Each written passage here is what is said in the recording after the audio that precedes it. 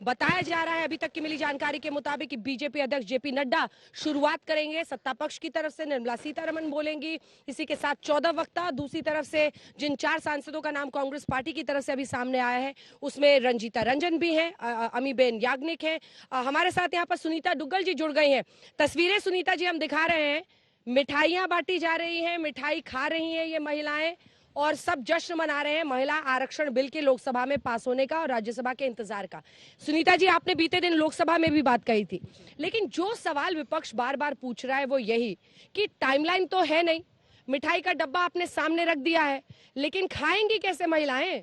क्योंकि खाने के लिए तो उन्हें अभी इंतजार करना है सेंसस का, परिसीमन का।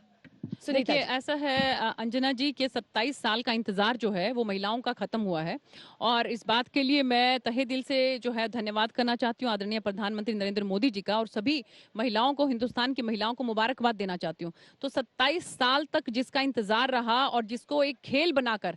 1996 से 1996 से जो है उसको कभी इधर फेंका गया, कभी उधर फेंका गया, कभी लोकसभा में लेकर आया गया, कभी राज्यसभा में लेकर आया गया, लेकिन मंशा जो है उसके अंदर संशय था। तो आप ये देखिए कि इसलिए अब ये जो बिल लाया गया है ये ध्वनि मत के साथ दलगत राजनीति से ऊपर उठकर 454 जो है कल वोट डलने के साथ ही ये पास हुआ है लोकसभा के अंदर और आज जो है पूरी उम्मीद है कि राज्यसभा के अंदर पूरा ध्वनि मत के साथ ये पास होगा। एक बिल अच्छे तरीके से जब पास हो जाता है तो उसके बाद बारी आती है उसके इम्प्लीमेंटेशन की, लेकिन एक बिल अगर जो है उसका मजाक ही बनता रहे, कभी लोकसभा के अंदर आ रहा है तो राज्यसभा में नहीं गया, राज्यसभा में आ रहा है तो लोकसभा में नहीं गया, एक जगह पर जो है वो अगर टेबल किया है तो उसके बाद उसके ऊपर कंसिडरेशन के लिए कोई उस पर चर्चा नहीं हुई है और उसके बाद अगर चर्चा भी हो गया तो वो पास नहीं हुआ है, तो जो एक मजाक जो बना हुआ था, तो आज हम ये इस बात की खुशी है हमें कि वो बिल कम से कम जो है वो लोकसभा और आज पूरी उम्मीद है कि राज्यसभा में भी पास हो जाएगा। इसके बाद इसके इम्प्लीमेंटेशन है तो वो भी इम्प्लीमेंटेशन जो है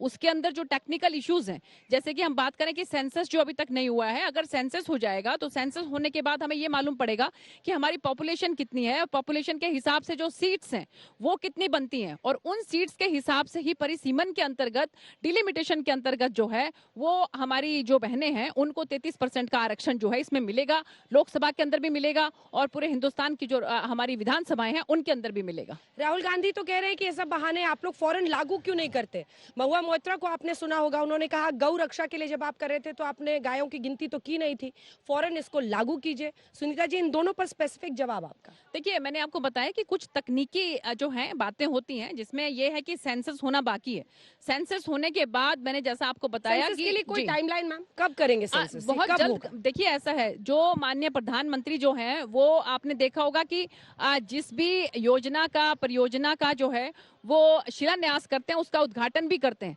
तो अभी ये जो बिल पास हो जाएगा इसके बाद मुझे पूरी उम्मीद है कि बहुत जल्द जो है वो तारीख भी आएगी कि सेंसस कब होगा और डिलिमिटेशन जो है वो कब होगा। बहुत जल्द है ये फैसला भी होगा और ये जरूर जो है सबके सामने आने वाला है।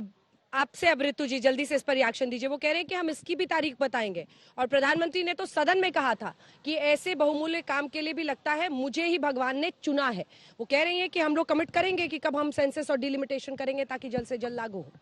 देखिए तारीख बता नहीं पा रहे हैं, अगर भगवान ने आपको चुना है तो आज ही से लागू करवा दीजिए। 2012 का जो कास्ट सेंसस है उसको खोल के डिस्क्लोज कर दीजिए और उसके आधार पर जो है आप महिला आरक्षण को लागू कर दीजिए। क्या दिक्कत है इसमें? कि दिक्कत ये है क्योंकि नीयत नहीं है। भगवान ने चाहा कि नहीं चाहा ये तो नहीं पता, लेकिन लगातार 9 सालों से जो महिलाओं का दमन हो रहा है उसमें हमें शक है। आप ये बता दीजिए कि बीजेपी में महिलाओं की संगठन में क्या पोजीशन है, कितनी महिलाओं को जो है संगठन में जगह दी गई है, आरएसएस में कितनी जगह दी गई है। आप ये बताइए भाजपा की अध्यक्ष जो है कभी महिला क्यों नहीं रही, आरएसएस में कभी कोई महिला पदाधिकारी क्यों नहीं रही, और तमाम इस तरह की चीजें हैं कि जिस पर जो है अगर भाजपा का रुख देखा जाए तो महिला विरोधी दिखता है, भाजपा का जो चेहरा है वो महिला विरोधी।